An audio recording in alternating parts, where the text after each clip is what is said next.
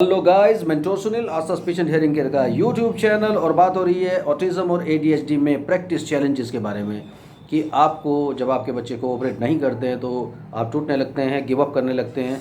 और बार बार अब टैगलाइन बन चुकी है इन वीडियोस की, never give up, never say die, dedication, determination and discipline, D3। ये सारे प्रिंसिपल्स, मेंटोर सुनील के सारे प्रिंसिपल्स आपको याद रखने हैं। आई एश्योर यू, आप कहीं नहीं टूटेंगे, बहुत जल्दी से अपने बच्चे को नॉर्मल कर लेंगे, लेकिन छोड़ना नहीं है। खैर, अभी बात करते हैं। जैसे अभी मुझे कुछ एक दो लोगों से मेरी बात हुई शाम को, जिनको मैं गाइड कर रहा हूँ उनके बच्चे के ट्रीटमेंट के लिए, कि वो जब प्रैक्टिस करवाते हैं तो वो ये देखते हैं कि एक ही चीज़ पर उनका बच्चा कभी कुछ रिस्पॉन्ड कर देता है और फिर वो ट्राई करते रहते हैं, वो रिस्पॉन्ड नहीं करता है। तो दोस्तों याद रखिए कि आपको ना, मैं एक एग्ज़ाम्पल, अभी मैंने एक एग्ज़ाम्पल दिया भी सही किसी अपने क्लाइंट को, और अभी आप लोगों को सबको वो एग्ज़ाम्पल मैं शेयर कर रहा हूँ कि नॉर्मली मैंने आपको पहले बोला कि मैं किसी बुक से पढ़ करके आपको गाइड नहीं करता हूँ। बुक से सिर्फ मैंने डिसऑर्डर्स के बारे में पढ़ा।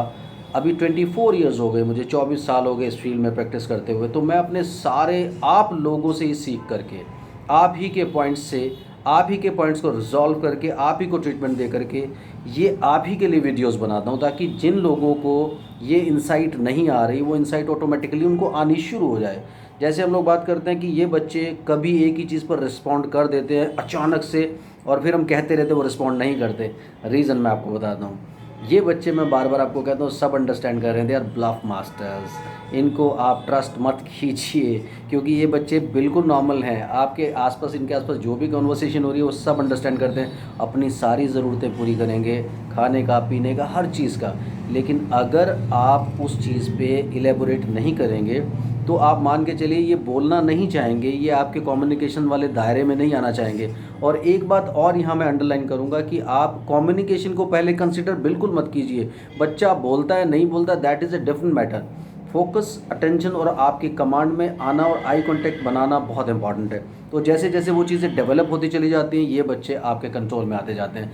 वंस ये आपके कंट्रोल में आ जाते हैं, पूरे आपके कमांड में आ जाते हैं, स्पीच डेवलप करना कोई बहुत बड़ी बात नहीं है। जब वो फोकस कर लेंगे, अटेंशन कर लेंगे, आपके बस में आ जाएंगे, अपनी इनसिक्योरिटीज़ को छोड़ करके आपके वर्ल्ड में आ जाएंगे, तो बोलने में कौन सी प्रॉब्लम है यार।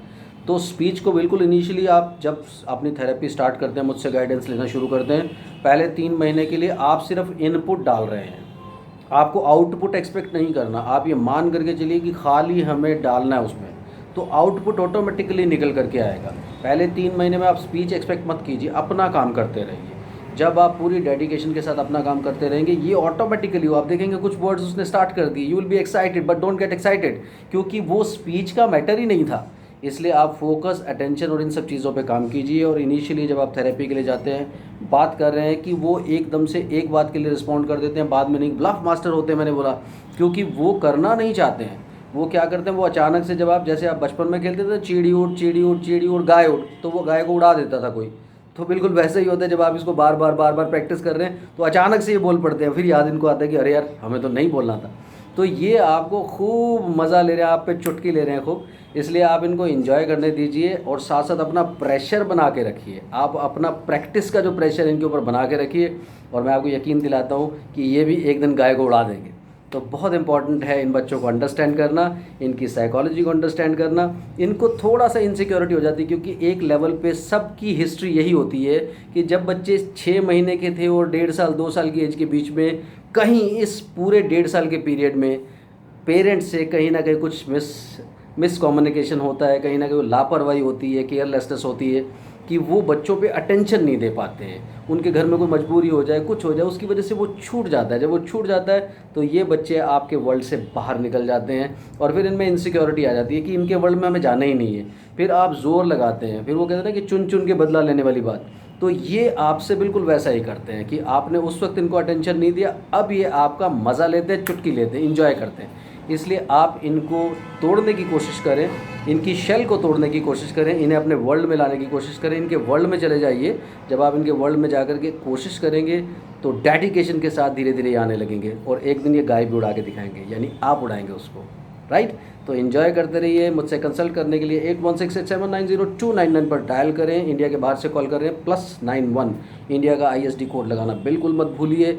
और इसी तरीके से आस्था स्पीच एंड हियरिंग केयर के वीडियो देखते रहिए। इंडियन कंसल्टेशन 1000, इंडिया के बाहर से कंसल्ट करते हैं तो 2000 रुपीज़ अकाउंट में ट्रांसफ़र करने होते हैं आपको।